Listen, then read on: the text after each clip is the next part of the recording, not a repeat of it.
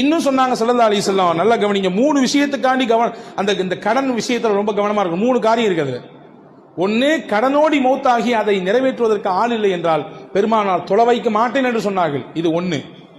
இரண்டாவது, அல்லாஹ்வின் பாதையிலே ஷஹாதத்தையே பெற்றிருந்தாலுமே கூட அவருக்கு கடன் இருந்தால் அவருடைய ஒரு சொட்டு ரத்தம் உடலிலிருந்து பிரிந்து பூமிக்கு வரும் வரை அந்த கேப்ல மொத்த பாவத்தையும் அல்லாஹ் மன்னிச்சிடறான். இல்ல தைன், கடனை மட்டும் அல்லாஹ் மன்னிப்பதில்லை.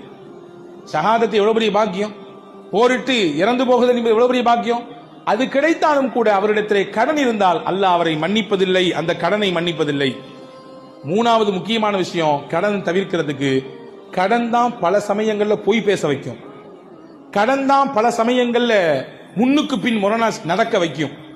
எனவேதான் ரசூல் ஸல்லல்லாஹு அலைஹி வஸல்லம் இதை ஒவ்வொரு நாளும் நம்ம ஓதணும். யாரெல்லாம் கடன் பெற்றிருக்கிறார்களோ அவர்களும் ஓத வேண்டும்.